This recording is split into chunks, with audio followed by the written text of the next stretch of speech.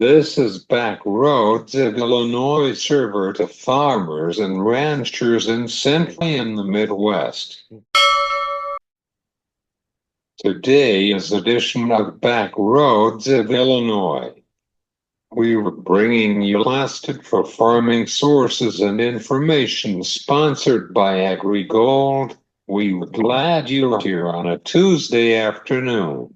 I am Cesar Delgado. I am your host of today's program. I was sick over for the weekend, but still I feel still in under the weather because of the weather in central Illinois. It's just pretty busy for the spring.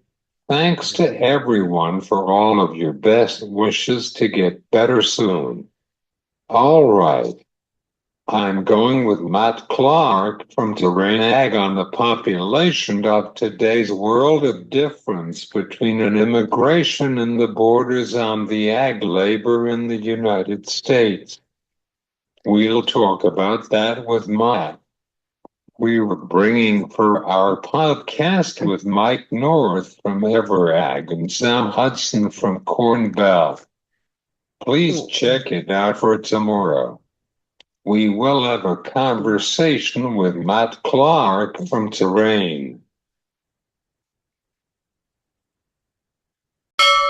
The population is lower than previously generation of last decade and declining the birth rate right now with increased costs for right now with inflation. Cost of living in the United States, however, it does take advantage with our labor costs for right now. Here we are joining with Matt Clark from Terrain Ag. Cesar, thanks again for having me. All right. Matt, how concerned about our labor problems in the United States? The population are declining for right now with birth rates. Mm-hmm. Yeah, this is a great topic, Cesar, to be talking about. So over the last, just for a little background for the audience, I work with Terrain, which is part of the Farm Credit System, Farm Credit Services of America, Ag Country Farm Credit, Frontier Farm Credit, and American Ag Credit. And for about the last year and a half, Terrain has been working on a global and U.S. demographic study to think about how global populations are moving with our key export partners, and then also starting to kind of marinate into what does our local population dynamics look like. So I just pulled the data here today for this. You saw today or yesterday, excuse me, the USDA came out with their new typology study, which kind of breaks counties down into their dependency based on their economies. So what economy drives each county? So if you think about the Midwest, that kind of Iowa, South Dakota, Nebraska, Kansas, Colorado, that area, of the counties that are farm dependent, so counties that where farming drives their economy, 70% of them are in population decline. If you think about many of those counties too, their population is very, very small, and the total unemployment rate is low. So if you and I were to go out to Western Nebraska, we would find a lot of counties that have an unemployment rate of 2% or less.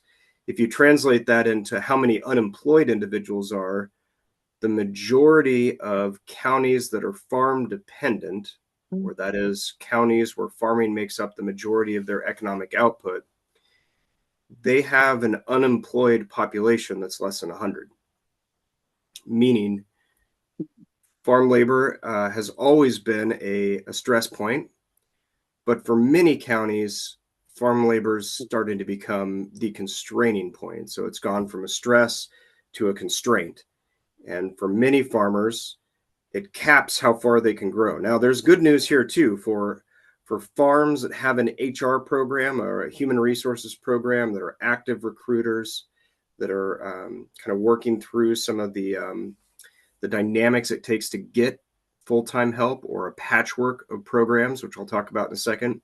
Those farms, I think, stand to capitalize very well. And I think you're going to see them grow in the future because labor won't be the constraining factor. Now, when I go out to some of these rural counties, and look, I live outside of Buhler, Kansas, right? It's where I grew up. It's a population of 1,300, so I understand the constraining part here.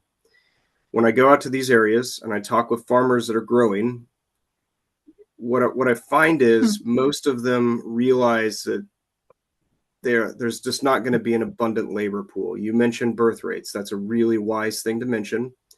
Globally, birth rates have been falling for a long time. Here in the US, too, they've been falling.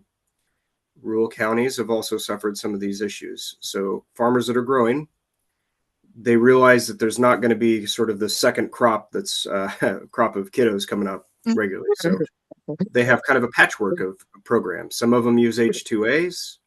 Some of them, maybe if they've got like some sort of a processing part, maybe they got an H2B or something like that. Many of them have a handful of what I would call like a retired farmer program. So maybe their neighbor retired or they bought their neighbor out and they hire their neighbor for a couple months out of the year. Maybe it's during planting season, maybe it's during harvest season, something like that, which is kind of a win-win for both parties. I was out in western Kansas here recently, and a farmer really shocked me. He made the comment that he uses both retired farmers and retired individuals in the area for seasonal labor, and uses homeschool groups. Homeschoolers not having traditional schedules have been able to kind of go and work in different periods of time.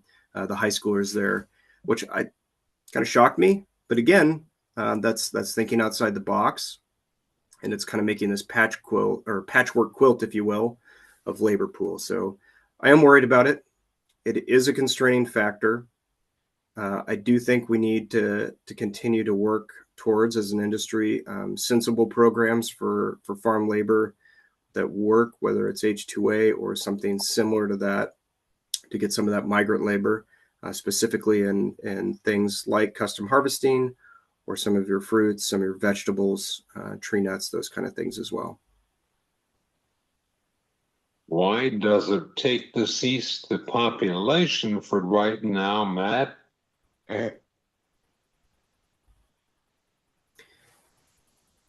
Can you say that again one more time? Where the USDA finally did bump up corn exports, which is good. It's been great demand there. Obviously, there's I hate using the word uncertainty, but obviously there's sort of this kind of bag of we don't know. We've got some pause on some tariffs. We've got maybe, I think at least, it seems like some very positive news on countries, specifically India, who we export a very little amount to.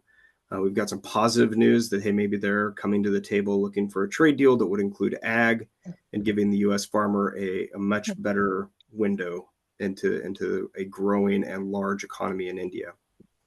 So on the news front, it's sort of wishy-washy.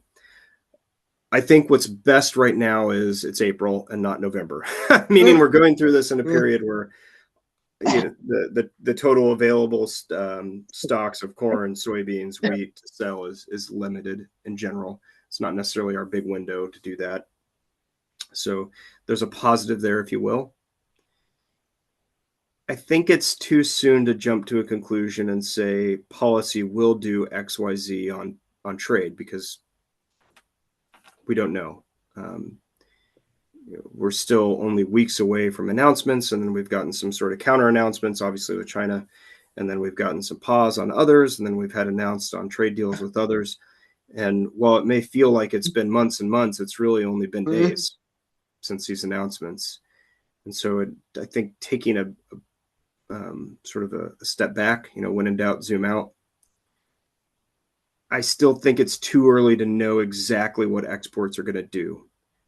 Now, for commodities like almonds, walnuts, pistachios, or closer to home, soybeans and sorghum, they depend heavily on these export windows. And so we've got to have it. I think everybody knows we got to have that. And any opportunity or deals that we can get to sell into different markets is going to be a big win.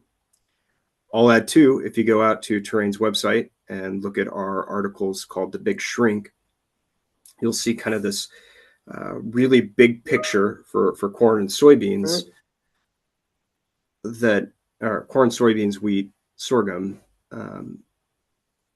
There's a I know policy today is the topic, and rightfully so, but there's this bigger picture out there that many of our trading partners are declining in population, and we need to go out and find partners that are non-traditional. India is a great example. The news on India that they may have a trade deal is a great example.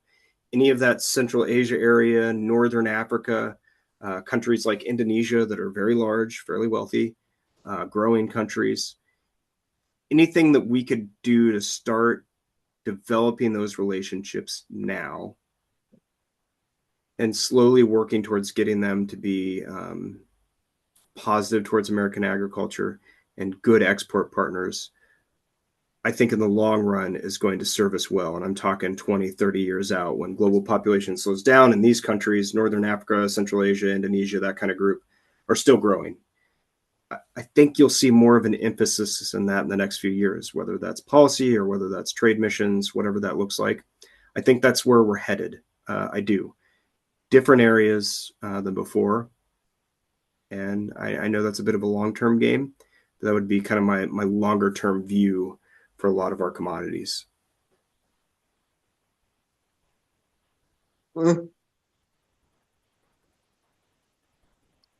Do you have any final thoughts about the lowest population? Yeah, I would say this. If you think about agriculture, certainly during my lifetime, and I'm 40, a lot of Midwest agriculture has been built on the theme of feed the world. And the U.S. farmer should be really proud of what we've done, because you look at our export growth, you look at our production growth of key commodities.